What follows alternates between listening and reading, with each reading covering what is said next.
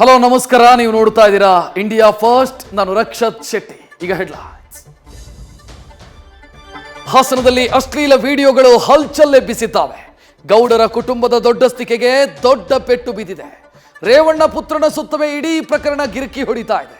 ಮಹಿಳಾ ಆಯೋಗದ ದೂರು ಆಧರಿಸಿ ಎಸ್ಐಟಿ ತನಿಖೆ ಶುರುವಾಗಿದೆ. ಈ ಮಧ್ಯೆ ಪ್ರಜ್ವಲ್ ಕಣ್ಮರೆಯಾಗಿದ್ದಾರೆ.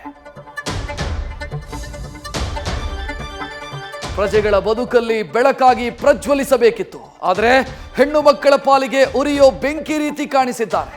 ಸಮಾಜದ ಕಟಕಟಿಯಲ್ಲಿ ನಿಂತ ಪ್ರಜ್ವಲ್ ವಿರುದ್ಧ ಮಹಿಳಾ ಕಾಂಗ್ರೆಸ್ ಪ್ರತಿಭಟನೆ ನಡೆಸಿದ್ರೆ ವಿಶ್ವದ ಅತಿ ದೊಡ್ಡ ಕಾಮಕಾಂಡದ ತನಿಖೆಗೆ ಬಿಕೆ ಸಿಂಗ್ ನೇತೃತ್ವ ವಹಿಸಿದ್ದಾರೆ.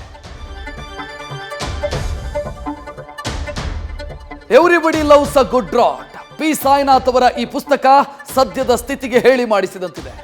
ಬರದಲ್ಲಿ ಕ್ಯಾಲ್ಕುಲೇಟರ್ ಹಿಡಿದ ನಾಯಕರು ವೋಟ್ಗಾಗಿ ಪಾಲಿಟಿಕ್ಸ್ಗೆ ಕೈ ಹಾಕಿದ್ದಾರೆ. ಕಾಂಗ್ರೆಸ್ ಚೊಂಬಿನೊಂದಿಗೆ ಪ್ರತಿಭಟನೆ ಮಾಡಿದರೆ BJP pin to pin data release ಮಾಡಿದೆ. ಉತ್ತರದಲ್ಲಿ ಮೋದಿ ಅಲೆ ಅಲೆಯಾಗಿ ಅಪ್ಪಳಿಸಿತು. 4 ಕ್ಷೇತ್ರಗಳಲ್ಲಿ ಮಿಂಚಿನ ಸಂಚಾರ ಮಾಡಿದ ನಮೋ ನೇಹಾ ಹತ್ಯೆ ಕೇಸನ್ನ ಪ್ರಸ್ತಾಪಿಸಿದರು. ಸಾವಿನ ಬಳಿಕವೂ ದೋಚಲು ಕಾಂಗ್ರೆಸ್ ಪ್ಲಾನ್ ಮಾಡಿದೆ ಅಂತ ಗುಡುಗಿದ್ರು. ಶಿರಸಿಯಲ್ಲಿ ಅನಂತ್ ಕುಮಾರ್ ಫೋಟೋಗೆ ಕೋಕ್ ಸಿಕ್ಕಿದೆ.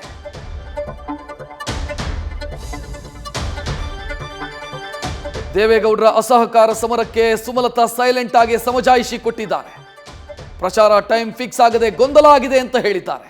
ಮಂಡ್ಯದಲ್ಲಿ ಬಿಜೆಪಿ ದಳ ಒಂದೇ ಅಂದ ಸುಮಲತಾ ಕುಮಾರಸ್ವಾಮಿ ಗೆಲ್ತಾರೆ ಅನ್ನೋ ವಿಶ್ವಾಸದ ಮಾತುಗಳನ್ನಾಡಿದ್ದಾರೆ.